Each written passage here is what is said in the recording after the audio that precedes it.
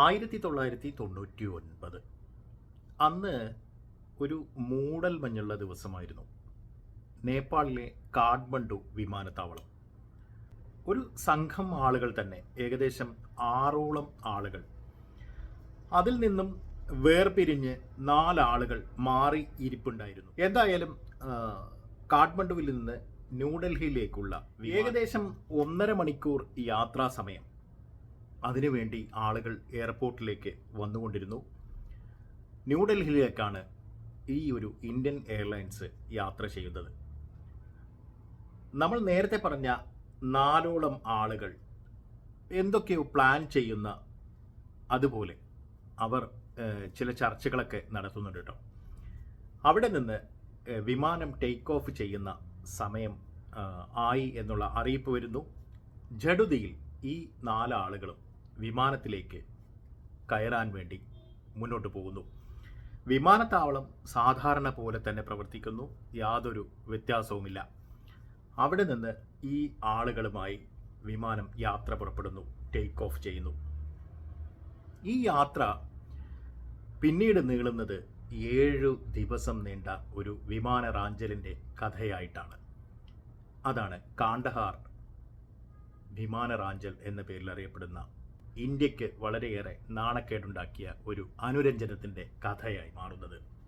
യാത്ര തുടങ്ങി അല്പസമയങ്ങൾക്കകം തന്നെ വിമാനത്തിൻ്റെ കോക്പിറ്റിലേക്ക് ഇടിച്ചു കയറുന്ന 2ഓളം തീവ്രവാദികൾ കോക്പിറ്റിൻ്റെ നിയന്ത്രണം ഏറ്റെടുക്കുകയും വിമാനം ന്യൂഡൽഹിയിലേക്കുള്ള ആ ഒരു യാത്രാപഥത്തിൽ നിന്ന് മറ്റൊരു യാത്രാപഥത്തിലേക്ക് തിരിക്കാൻ പൈലറ്റിനോട് ആവശ്യപ്പെടുകയും ചെയ്യുന്നു. മനസ്സില്ലാ മനസ്സോടെയാണെങ്കിലും പൈലറ്റ് അവരുടെ ശ്രമങ്ങൾക്ക് കൂടെ നിൽക്കുന്നു. വിമാനം പാകിസ്ഥാന് മുകളിലൂടെ പറക്കാൻ തുടങ്ങുന്നു. ഈ വിമാനത്തിനെ കൃത്യമായി അഫ്ഗാനിസ്ഥാനിൽ, അല്ലെങ്കിൽ അന്ന് താലിബാൻ നിയന്ത്രിക്കുന്ന വിമാനത്താവളങ്ങളുള്ള കാണ്ഡഹാർ വിമാനത്താവളത്തിൽ സുരക്ഷിതമായി ഈ തീവ്രവാദികൾ ഇറക്കുകയാണ്. വിമാനത്തിനുള്ളിൽ നിന്ന് കനത്ത ചെറുത്തുനിൽപ്പുകൾ ഉണ്ടാകുന്നുണ്ട് എങ്കിൽ പോലും ഒരു പരിധിക്കപ്പുറത്തേക്ക് വിമാനം ലാൻഡ് ചെയ്യുന്നത് വരെയുള്ള സംഭവ വികാസങ്ങൾ തീവ്രവാദികൾക്ക് അനുകൂലമായി തന്നെ സംഭവിക്കുന്നു. അവിടെ നിന്ന് ഈ ഒരു വിമാനത്തിനുള്ളിൽ നിന്നും ഈ തീവ്രവാദികൾ എയർപോർട്ടിൽ ഇറങ്ങുകയും കാണ്ഡഹാർ വിമാനത്താവളത്തിൽ ഇറങ്ങുകയും അവിടെ നിന്ന് മറ്റ് തീവ്രവാദികൾ വിമാനത്തിനുള്ളിലേക്ക് കയറുകയും ചെയ്യുന്നു. ഇത് വലിയ ഒച്ചപ്പാടാണ് യഥാർത്ഥത്തിൽ വാജ്പേയി ഭരിക്കുന്ന ഇന്ത്യൻ സർക്കാരിലും ഇന്ത്യയിലും ഉണ്ടാക്കുന്നത്. വളരെ വലിയ ഒരു പ്രശ്നം സംഭവിച്ചതായി മനസ്സിലാക്കുന്നു. ഇന്ത്യ ഗവൺമെൻറ്റിൻ്റെ ഭാഗത്തുനിന്ന് ചടുലമായ നീക്കങ്ങൾ ഉണ്ടാകുന്നു.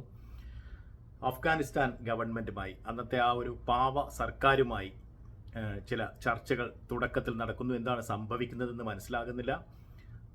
പാകിസ്ഥാനുമായി കോണ്ടാക്ട് ചെയ്യപ്പെടുന്നു. ഇങ്ങനെ മറ്റു രാജ്യങ്ങളുമായി കോണ്ടാക്ട് ചെയ്യപ്പെടുകയും അമേരിക്കയുടെ ചില ഇൻ്റലിജൻസ് സൂചനകളൊക്കെ വെച്ചുകൊണ്ട് ഈ വിമാനം ഹൈജാക്ക് ചെയ്യപ്പെട്ടതാണെന്ന് സ്ഥിരീകരിക്കുന്നു. പിന്നീട് നടക്കുന്ന മാരത്തോൺ ചർച്ചകൾ, ഏകദേശം 7 ദിവസങ്ങളോളം നീണ്ടു നിൽക്കുന്ന ഒരു ചർച്ച മഹാമഹം തന്നെ സംഭവിക്കുന്നു. 1999 ഡിസംബർ 24 നടക്കുന്ന ഈ ഒരു ഹൈജാക്കിംഗ്, അന്ന് വൈകുന്നേരം കാണ്ഡഹാർ വിമാനത്താവളത്തിൽ ഇറങ്ങുന്ന ഈ ഒരു ഫ്ലൈറ്റിനെ പിന്നീട് റിലീസ് ചെയ്യപ്പെടുന്നത് ഡിസംബർ 31 അതായത് ആ ഒരു വർഷം അവസാനിക്കുന്ന ആ ഒരു ദിവസത്തിലാണ് ഇത് റിലീസ് ചെയ്യപ്പെടുന്നത്. ആ ഒരു റിലീസിങ്ങിലേക്ക് നയിക്കുന്ന ഒരുപാട് കാരണങ്ങൾ, അത് പിന്നീട് ഇതിനെല്ലാം തന്നെ ഇന്ത്യക്ക് വളരെയേറെ വില നൽകേണ്ടി വന്നു എന്നുള്ളതാണ് സമീപകാല സംഭവങ്ങൾ പോലും നമ്മളെ ഓർമ്മിപ്പിക്കുന്നത്.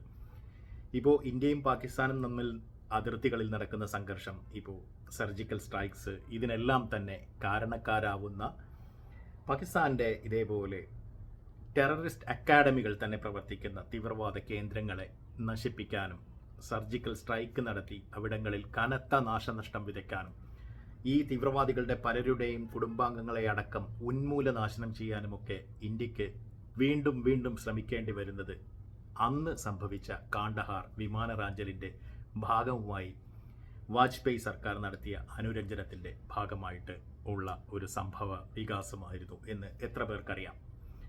എന്തായാലും അന്ന് എത്രയോ കോടിക്കണക്കിന് രൂപയും ഇന്ത്യയിലെ ഇതേപോലെ ജയിലുകളിൽ തടവിൽ കഴിഞ്ഞിരുന്ന ഇന്ത്യൻ പട്ടാളം പിടിച്ച 3ഓളം കൊടും ഭീകരരെയും നിരവധി മറ്റു ചെറിയ ഭീകരരെയുമൊക്കെ ഈ അഫ്ഗാനിസ്ഥാനിൽ ഫ്ലൈറ്റ് മുഖാന്തരം കൊണ്ടുപോയി അവർക്ക് കൈമാറിയതിന് ശേഷമാണ് ഇന്ത്യൻ എയർലൈൻസിൻ്റെ വിമാനത്തിലുണ്ടായിരുന്ന 155 യാത്രക്കാരെയും ക്രൂവിനെയും എല്ലാം മോചിപ്പിക്കാനായി ഇന്ത്യൻ ഗവൺമെൻറ്റിന് കഴിഞ്ഞത്. അതൊരു വല്ലാത്ത കഥയായിരുന്നു. എന്തായാലും ഇന്ന് നടക്കുന്ന ഈ കാലഘട്ടത്തിൻ്റെ കഥയ്ക്ക് ഇപ്പോൾ ഇതുമായി ബന്ധമുണ്ട് എന്നുള്ളത് മാത്രമാണ് നമ്മൾ പറഞ്ഞു വെക്കുന്നത്. എന്തായാലും കാണ്ഡഹാറിൽ അന്ന് സംഭവിച്ച ആ വീഴ്ച, അതിന് നമ്മൾ ഇന്ന് വലിയ വില കൊടുക്കേണ്ടി വരുന്നു.